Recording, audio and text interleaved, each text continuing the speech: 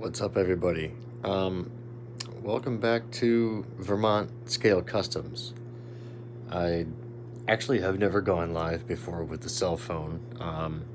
Believe it or not, I'm filming a video with this at the same time, kind of like a sort of introductory review, everything about it. I kind of can like cover it all in, I guess, the ground of a live video for the cell phone, but I thought I'd do a little bit more of a true introduction for it, and then as well just kind of turn it on and just give it a quick run for everybody really fast here. So this is my latest build. It's 24 scale. The chassis is made by Hardpark RC. Check them out at the link that I will include in the description, but you can find them, obviously, search Google or whatever, Hardpark RC, and they will pop right up.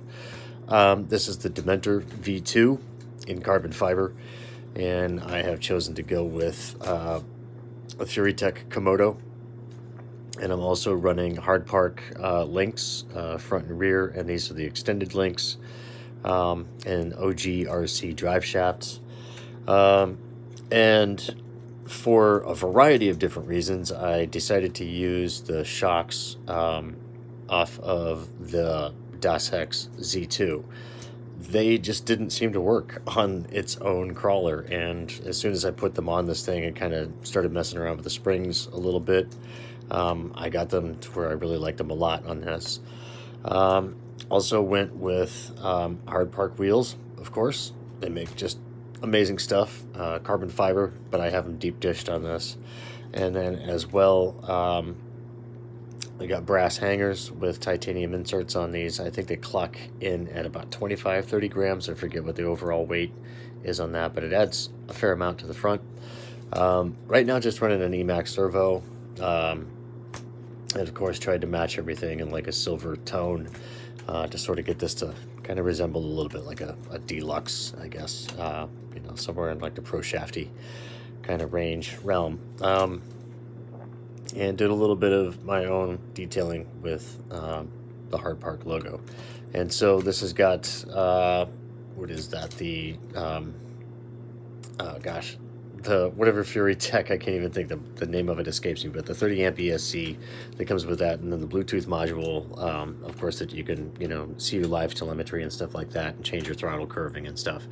Went with a high link riser in the rear to give it a whole bunch of anti-squat, and I didn't go with the upper shock mounts on this. I actually went with the one hole that's right here. I wanted this to sit fairly low up in the front for climbing, and it really actually kind of seems to have helped quite a bit.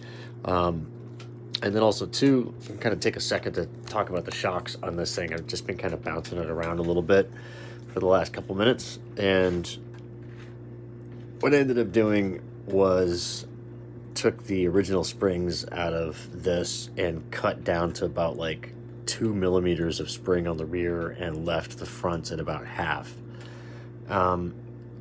It lets it bottom out, but only like just at the very, minimum. It sits really low for the most part, and then it, just fully expands. And I think it articulates up to about, I want to say it gets to about 80, somewhere in there, 80, 75, 80 degrees, I guess. Both front and rear. Rear might actually pick up just a hair more. Not 100% sure. I've not measured it. And in the rear, this particular support ended up requiring me to drill out and set that up.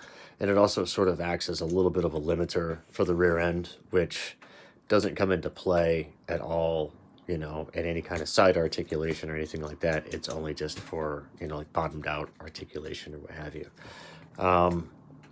A note about the drive shafts on this, just because this is as long as what it is, I want to say this clocks in at like 172 or 173 millimeter wheelbase. It's pretty much, it's like 20 some millimeters longer than standard, at least an inch longer than like the SCX 24. You have to run,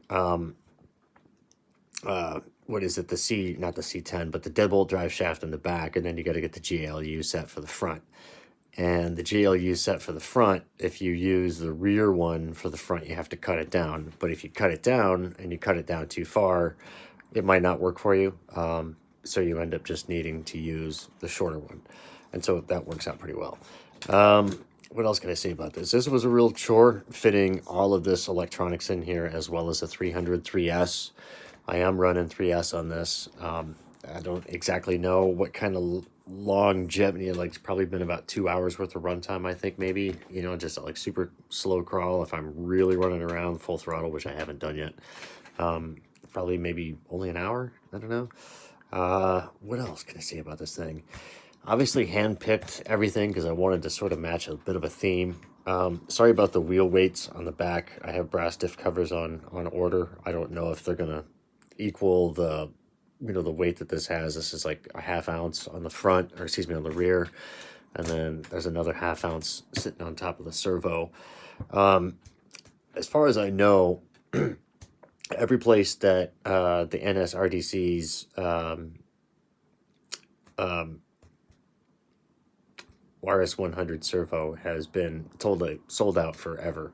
I just found a clone of the Reef's Micro 99 that I'm kind of thinking about getting. This seems to work fine for now. I'm not 100% sure if I want to run a BEC on this. I don't know if it really needs it quite yet. It seems to be okay for the time being. I think if I get a little bit better servo, it might actually run a little bit, you know, better. But right now it seems a little sluggish on the front end. And it's not because it's heavy, it's just because this, you know, this is a pretty demanding machine, and everything else is really living up to my expectations. And it's, you know, because of the engine and stuff like that. Motor and drivetrain are really good. It's just the servo is probably about the weakest link in this thing right now. So yeah, I was gonna turn it on here real quick and just kind of run it around like the little indoor course here for just a second, just to give you guys an idea of what it looks like. And yeah, so that's booting up, and there we go. So I was pretty amazed the first time I squeezed the trigger and started watching the outrunner turn.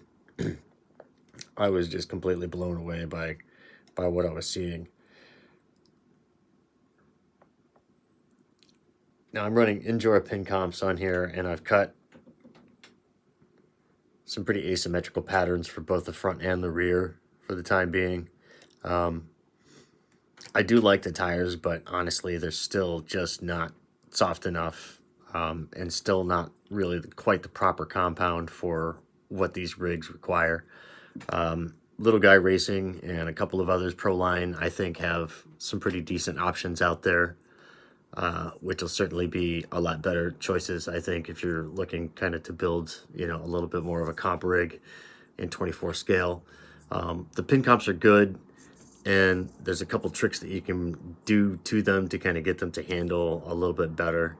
But just performance-wise, there's just a couple things that seem to kind of leave them a little lacking, I'd say, but not terrible. I mean, I don't mean to, you know, trash on them or anything like that, because they are awesome tires. But you know, there's always room for improvement, I think. I think if they utilize their newest, latest, and greatest super sticky compound on them, they'd probably do really well with them. And I think it would Hey, Papa Shorties, how you doing, man? Thanks for watching. Just saw your comment. Kind of driving right now. But thanks, man. Thanks for being here, dude.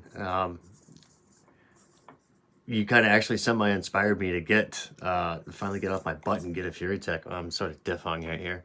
Anyway, let me bring this thing back down and kind of sit for a sec. So anyway, because I'm actually holding the phone with the thing kind of strapped to the bottom of the remote, so it's kind of tiresome.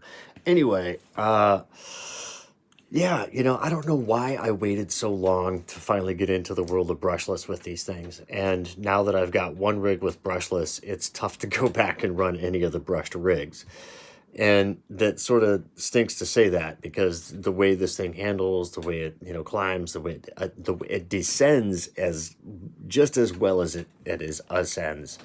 And that to me, I think, is like kind of the dividing line of what really makes a good crawler an awesome crawler. And so that to me, just the way this thing, the way it, the anti squat keeps it from, it'll pretty much do handstands without flipping over, and it just wants to sit right back down. So that alone has just kind of been a big game changer. Super loose, no lockup. What else can I say about this thing? I don't know. I love it. I'm ready to build another one from Hardpark. I was chatting back and forth with Chad, the owner of the company, last night, who is on his way down to Ultimate Scale Truck Expo down in Florida for the next week. But I have been informed that there's some stuff coming out in the course of the next month or so that I'm personally pretty excited about getting my hands on.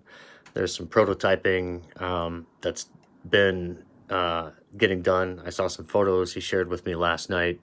Dashex Z2 owners, be prepared. We're probably about to take those to the next level. So at any rate, that's all I'm going to say about that. So yeah, Hardpark crawlers, folks.